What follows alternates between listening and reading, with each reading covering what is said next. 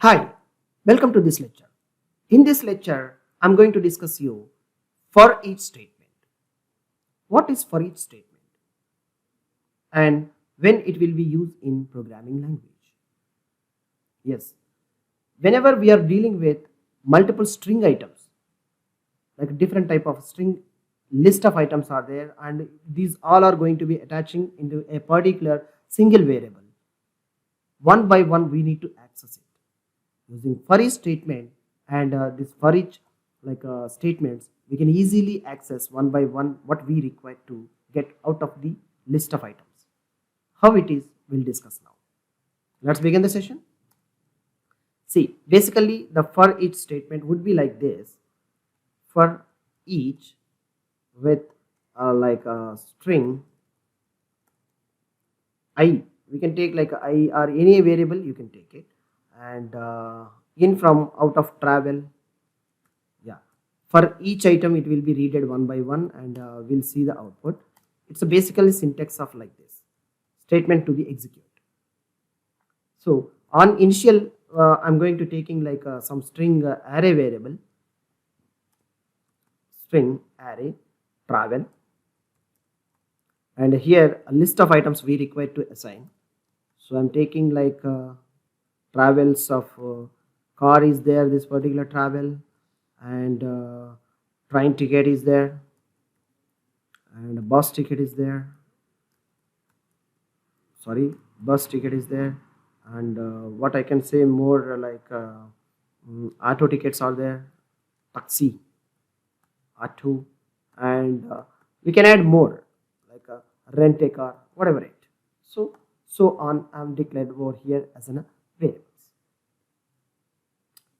So here, what I am trying to doing, like cars I have taken, and travels I have taken, and something is showing error message, cannot implicit convert string to it. Okay, this all are we have to define like this.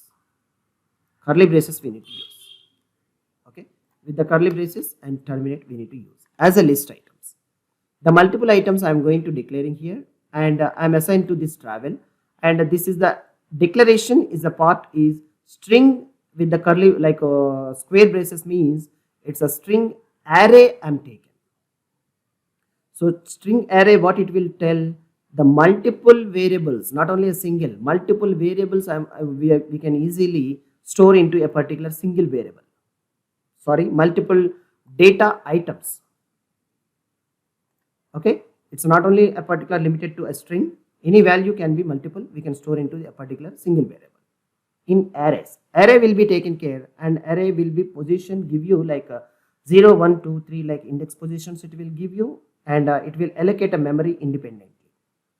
So based on that memory we are going to be read, see, using for each statement we are going to be reading like this array. Okay, so see here string in like a string I in travel from this array.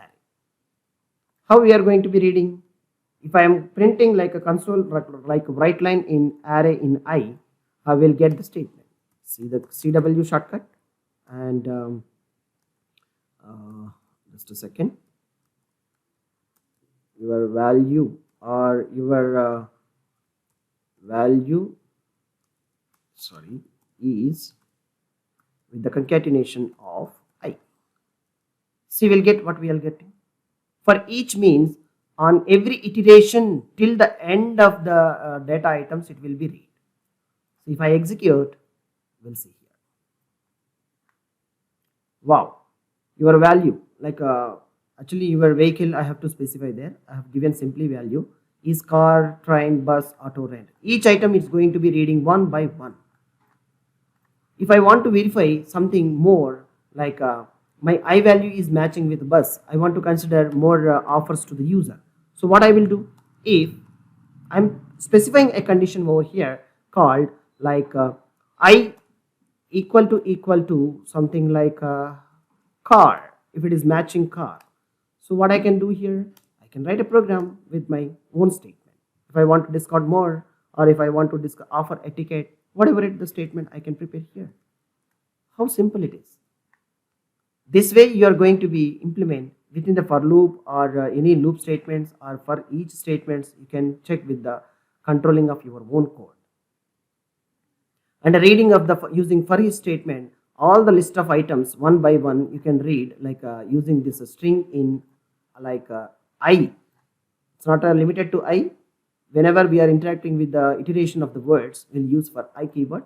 So I in from the travel, this travel. So each iteration it will be read one by one. It is going to be printing. Why it is printing? Console.writeLine means it is going to be reading and accessing of these one by one items, and it's going to be printing. That's all. So cool. Thank you for watching this lecture. Thank you.